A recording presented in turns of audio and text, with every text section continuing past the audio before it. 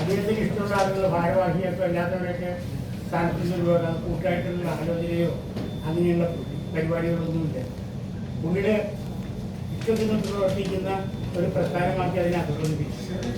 ഇതിനു മുൻപ് കൊല്ലം MB ആയിരുന്ന BK Nair, CM Stephen, BP Methar, Suresh Babu അടക്കമുള്ള ആളുകളിൽ സംഭവിക്കാത്ത കാര്യങ്ങളാണ് പുള്ളി പ്രസിഡന്റായതിനു ശേഷം സംഭവിച്ചുകൊണ്ടിരിക്കുന്നത്. കശുവണ്ടി അഴിമതി കേസിൽ നിങ്ങൾക്ക് അറിയാം. ഇപ്പോൾ ഇത് ഒരു ഗുരുതര സാഹചര്യം വന്നിരിക്കുന്നത് ഇടതുപക്ഷ സർക്കാർ, പിണറായി വിജയൻ സർക്കാർ ചന്ദ്രശേഖരനെ പിന്തുണച്ചിട്ടുണ്ട്. അതുകൊണ്ട് പ്രോസിക്യൂഷൻ സാങ്ഷൻ കൊടുത്തില്ല. പക്ഷേ UDF സർക്കാർ വന്നപ്പോൾ ശ്രീ VD സതീശൻ വളരെ നിഷ്പക്ഷമായ രീതിയിൽ നിയമത്തിന്റെ വഴി പോട്ടെ എന്നുള്ള ഒരു നിലപാടെടുത്തുകൊണ്ട് അതിന് അനുമതി കൊടുത്തിരിക്കുകയാണ്.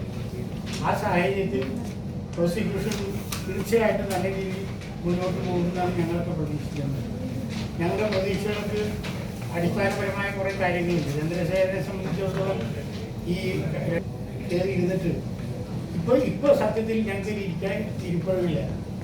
കാരണം ഞങ്ങളുടെ ഓരോ പാവപ്പെട്ട തൊഴിലാളിയും ഞാൻ സംസ്ഥാന നേതാവെന്ന നിലയിൽ, അഖിലേന്ത്യാ നേതാവെന്ന നിലയിൽ 2 പിരിവ് കൊടുത്ത ആളാണ് ഞാൻ. അതുപോലെ ഇരിക്കുന്ന 1-2 പേര്.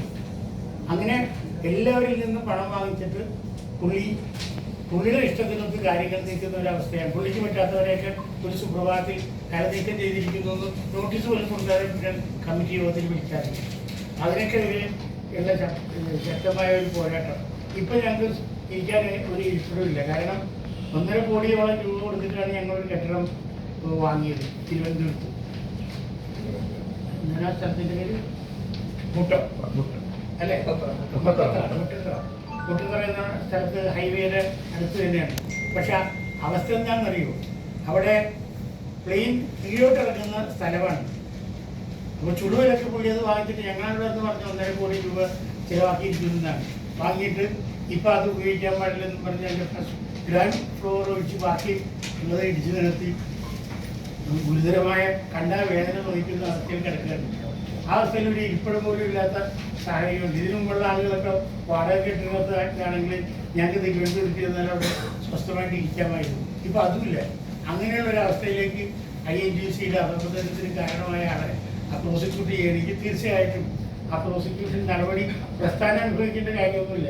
അത് ചന്ദ്രശേഖരൻ മാത്രം അനുഭവിച്ചാൽ മതി. ഞങ്ങളാരും തെറ്റ് ചെയ്തിട്ടില്ല, ഒരു അഴിമതിക്കും കൂട്ടി നിൽക്കുകയില്ല. കശുവണ്ടി അഴിമതി കേസ് വന്നപ്പോഴേ ഞങ്ങൾ അന്നേരോട് രാജിവെക്കാൻ പറഞ്ഞതാണ്. അതൊന്നും ചെയ്യാതെയാണ് അദ്ദേഹം മുന്നോട്ട് പോകുന്നത്. ആ നടപടിക്കെതിരെ അതിശക്തമായ ഒരു പ്രയാണമാണ് ഞങ്ങൾ നടത്തുന്നത്.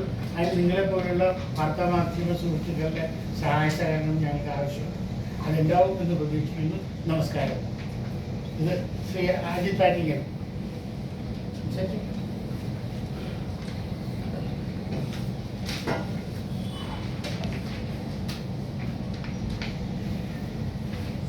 ശ്രീ ചന്ദ്രശേഖരൻ INGCയുടെ സംസ്ഥാന പ്രസിഡന്റായിട്ട് ഏകദേശം 16 വർഷം ആവുകയാണ്.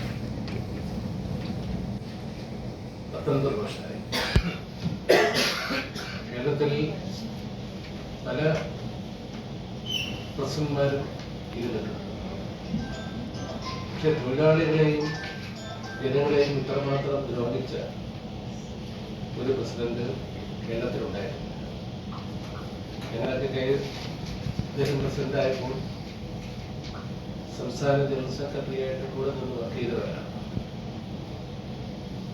ഇപ്പൊ കൂടെ നിൽക്കുന്ന ഭാരവാഹികളെ അവരുടെ സാമ്പത്തിക സ്ഥിതി നോക്കി എത്രമാത്രം ക്യാഷ് അവരിൽ നിന്ന് ഈടാക്കാൻ കഴിയുമോ അത് ഒരു സൈഡിലൂടെ ശ്രമിക്കും. അതുപോലെ ഓരോ യൂണിയനുകളും അവരുടെ തൊഴിലാളികളുടെ അംഗസംഖ്യ അനുസരിച്ച് ഡൽഹിയിൽ അഫിലിയേഷൻ ഫീ അടയ്ക്കണം.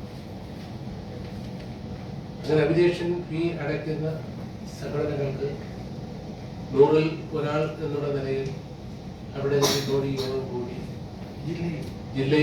ജില്ലാ കമ്മിറ്റിയിലേക്ക് തിരഞ്ഞെടുക്കണം. അവർക്ക് വോട്ടിംഗ് പവറുണ്ട്. അതുപോലെ 500-ൽ ഒരാൾ സ്റ്റേറ്റ് കമ്മിറ്റിയിലേക്ക്, 5000-ൽ ഒരാൾ അഖിലേന്ത്യാ കമ്മിറ്റിയിലേക്ക് തിരഞ്ഞെടുക്കാം. പക്ഷേ അദ്ദേഹം കുറച്ച് യോഗസംഘടനകൾ ഉണ്ടാക്കി വെച്ചിട്ട് INTUCയുമായി പുനബന്ധമില്ലാത്തവരെ സമീപിക്കുകയാണ്. നിങ്ങളൊരു 2 ലക്ഷം രൂപ അല്ലെങ്കിൽ 5 ലക്ഷം രൂപ കൊണ്ട് നിങ്ങളുടെ സംസ്ഥാന കമ്മിറ്റിയിൽ കൊണ്ടുവരാം, അഖിലേന്ത്യാ കമ്മിറ്റിയിൽ കൊണ്ടുവരാം, ജില്ലാ കമ്മിറ്റിയിൽ കൊണ്ടുവരാം എന്ന് പറഞ്ഞുകൊണ്ട് പരസ്യമായ അഴിമതിയാണ് ഇതിനകത്ത് നടത്തിക്കൊണ്ടിരിക്കുന്നത്. ക്ഷേമനിധി ബോർഡുകൾക്ക് യൂണിയന് ഓരോ യൂണിയനുകൾക്കും അതിൻ്റെ പ്രതിനിധികൾ വയ്ക്കാനുള്ള അധികാരമുണ്ട്. ബോർഡ് മെമ്പറായി, ബോർഡ് ചെയർമാനായി, ക്ഷേമനിധി ബോർഡുകൾ.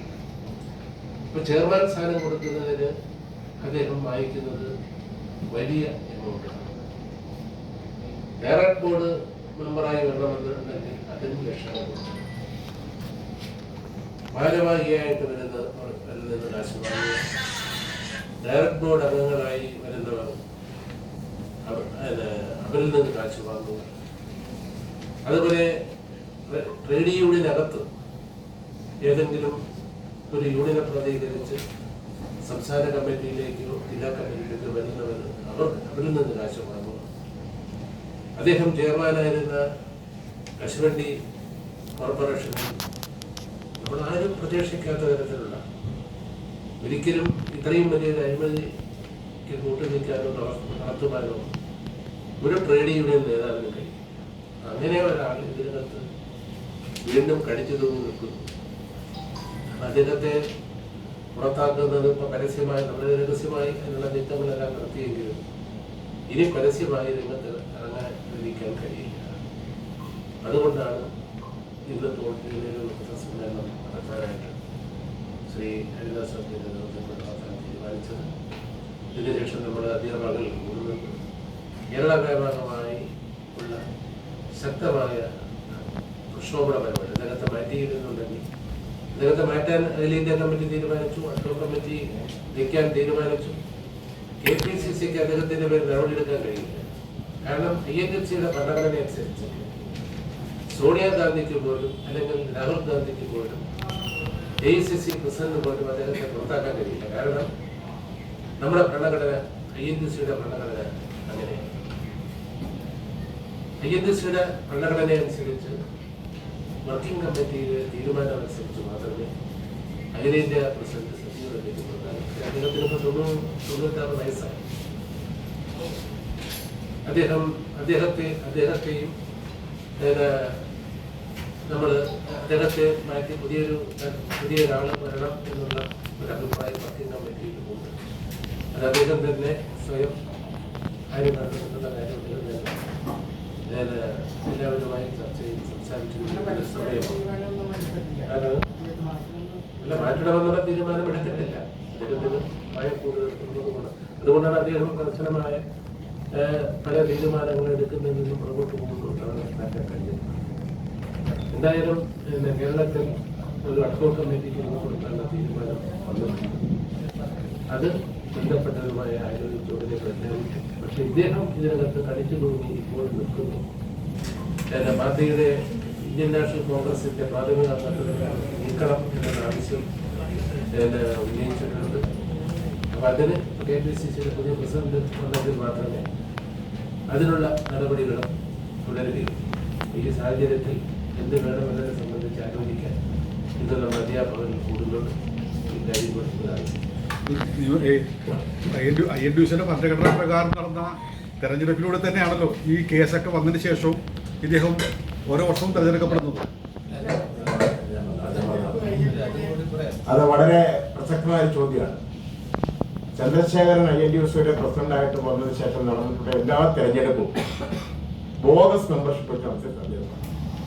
അദ്ദേഹം തന്നെ പെട്ടിയും താക്കോലും കൈവശം വെച്ച് അദ്ദേഹം യൂണിയൻ അംഗീകാരം കൊടുക്കുന്നു, കംപ്ലൈന്റ് കൊടുക്കാൻ അതെല്ലാം തള്ളിക്കളയുന്നു. അതിനുശേഷം അദ്ദേഹം ഒരു ലിസ്റ്റ് പുറത്തുവിടുന്നു. ആ ലിസ്റ്റിന്റെ അടിസ്ഥാനത്തിൽ തെരഞ്ഞെടുപ്പ് നടത്തി അദ്ദേഹം പ്രഖ്യാപിക്കും. KP ഹരിദാസ് പ്രസിഡന്റ് സ്ഥാനത്തേക്ക് മത്സരിക്കാൻ വേണ്ടി നോമിനേഷൻ കൊടുത്തിട്ട് അന്നൊരു കോംപ്രമൈസ് ഉണ്ടാക്കി 1 വർഷം കഴിയുമ്പോൾ മാറാമെന്ന അടിസ്ഥാനത്തിലാണ് തൃശ്ശൂർ വെച്ച് ലാസ്റ്റ് ഇലക്ഷൻ നടന്നത്.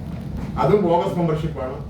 അന്ന് ശ്രീ ഉമ്മൻചാണ്ടി സാറും ശ്രീ ആര്യാടൻ മോഹൻ സാറും ഇതിനകത്ത് ഇടപെട്ട് ഒരു കോംപ്രമൈസ് എറണാകുളത്തേക്കുണ്ടായിരുന്നു. അപ്പൊ ഏതൊക്കെ തെരഞ്ഞെടുപ്പുകൾ വന്നിട്ടുണ്ടെങ്കിലും ആ തെരഞ്ഞെടുപ്പിലൊക്കെ ബോഗസ് മെമ്പർഷിപ്പ് വെച്ച് യഥാർത്ഥ തൊഴിലാളി പ്രാതിനിധ്യം കൊടുക്കാതെ അദ്ദേഹം ഉണ്ടാക്കുന്ന യൂണിറ്റ് അടിസ്ഥാനത്തിലാണ് ഇലക്ഷൻ നടന്നിട്ടുള്ളൂ. ആ ഇലക്ഷൻ ഒന്നും യഥാർത്ഥത്തിൽ നിലനിൽക്കുന്നതേ അല്ല. ആ തർക്കമായിരിക്കും ഇപ്പൊ പ്രോസിക്യൂഷൻ അനുമതി കൊടുത്തപ്പോ ഒത്തുകൂടാൻ വേണ്ടി. പിന്നെ ഇതിനകത്തൊരു പ്രധാനപ്പെട്ട കാര്യം, ഈ കശുവണ്ടി അഴിമതിയെ കുറിച്ച് അദ്ദേഹം പറയുമ്പോൾ അദ്ദേഹം 3 വർഷക്കാലമേ ചെയർമാൻ ആയിരുന്നുള്ളൂ. ആ 3 വർഷക്കാലത്താണ് ഈ 15 വർഷത്തെ അഴിമതി ഞാനെങ്ങനെ നടത്തുന്നത്, എന്റെ ബോർഡാണ് ഇതെല്ലാം തീരുമാനമെടുത്തത് എന്നൊക്കെയാണ് അദ്ദേഹം പറയുന്നത്. അപ്പൊ അദ്ദേഹം അത് പറയുമ്പോൾ ഒരു കാര്യം പറയാൻ അദ്ദേഹം വിട്ടുപോവുകയാണ്. ആ വിട്ടുപോകുന്ന ഒരു വിഷയം എന്താണെന്ന് ചോദിച്ചു കഴിഞ്ഞാല്, കേരളത്തിലെ എല്ലാ അന്വേഷണ ഏജൻസികളും സുപ്രീം കോടതിയും ഹൈക്കോടതിയും ഇങ്ങനെ കുറ്റക്കാരനായിട്ട് കണ്ടുകൊണ്ടേയും പ്രോസിക്യൂഷന് വിധേയനാകേണ്ടതാണ് എന്ന് പറഞ്ഞിട്ടും, അപ്പൊ ഇവരൊന്നും നോക്കിയിട്ട് അന്വേഷിച്ചിട്ടും പുള്ളി അഴിമതി കാണിച്ചിട്ടുണ്ടെന്ന് ഒരു നാണമില്ലാതെ പ്രിയപ്പെട്ട പത്രലേഖകന്മാരുടെയും ചാനൽ നേതാക്കന്മാരുടെ ചാനലുകളോട് പറയാൻ ഇദ്ദേഹം കാണിക്കുന്ന തൊലിക്കൊട്ട് തന്നെയാണ് കഴിഞ്ഞ 19 വർഷമായി INTUC പ്രസ്ഥാനത്തെ തകർക്കാൻ വേണ്ടി ഇങ്ങനെ ഉപയോഗിച്ചത്. ഇടതുപക്ഷ ഭരണകാലത്ത് INTUCയുടെ പേരിലുള്ള ഒരു സമരവും സർക്കാരിനെതിരായിട്ട് ഉണ്ടായിട്ടില്ല. ഒരൊറ്റ സമരം ചൂണ്ടിക്കാണിക്കാനില്ല. ഞങ്ങളൊക്കെ ശക്തമായ പ്രതിഷേധം ഉയർത്തുമ്പോൾ അത് എന്തെങ്കിലും ഒരു ധർണ ആരെക്കൊണ്ടെങ്കിലും ഏതെങ്കിലും യൂണിയൻകാരെ കൊണ്ട് നടത്തും, അത്ര തന്നെ അവിടെ അവസാനിപ്പിക്കും. അതുപോലെ നമുക്കറിയാമല്ലോ, ആശാ വർക്കേഴ്സിന്റെ സമരത്തില് കേരളം ഒട്ടാകെ നിന്നപ്പോ ചന്ദ്രശേഖരൻ അവർക്കെതിരായിട്ട് വന്നു. അവിടെ ചർച്ച വിളിച്ചപ്പം മുഖ്യമന്ത്രി ഗവൺമെന്റ് എടുക്കുന്ന തീരുമാനത്തിന് അനുകൂലമായി അദ്ദേഹം ആ ചർച്ചയിൽ ഇടപെട്ട് സംസാരിച്ചു.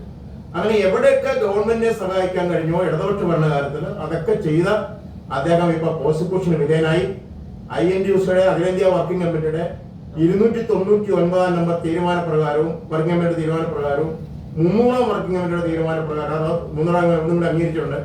ഇങ്ങനെ കേസിൽപ്പെടുന്ന ഒരു വ്യക്തിക്ക് INTUCയുടെ ഒരു സ്ഥാനവും വഹിക്കാൻ അർഹതയില്ല എന്ന് കൃത്യമായി പറഞ്ഞിട്ടുണ്ട്. ആ കാരണത്തെ തന്നെ അദ്ദേഹത്തെ ഈ സ്ഥാനത്ത് നിന്ന് പുറത്താക്കേണ്ടതാണ്. അദ്ദേഹം സ്വയം രാജിവെച്ച് മാറും എന്നാണ് ഞങ്ങൾ പ്രതീക്ഷിക്കുന്നത്. പക്ഷേ ചന്ദ്രശേഖരന്റെ സ്വഭാവം അനുസരിച്ച് സാധ്യതയില്ല. അങ്ങനെ വന്നാൽ ഇന്ന് ഞങ്ങൾ കൂടുന്ന യോഗത്തിനകത്ത് കേരളമൊട്ടാകെ അതിശക്തമായ INTUCയുടെ പ്രതിഷേധ നില ഉയർത്താനുള്ള തീരുമാനം കൂടി ഞങ്ങൾക്കെല്ലാം ആലോചിക്കുന്നത്.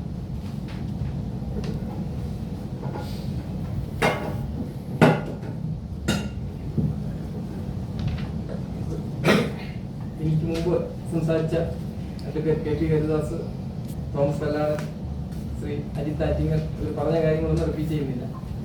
1-2 കാര്യങ്ങൾ മാത്രം. ഈ KICBയിലോ ഒരു യൂണിയൻ ഉണ്ടായിരുന്നു. ഞങ്ങളുടെ യൂണിയനെ വളർത്തി ശ്രീ ചന്ദ്രശേഖരൻ.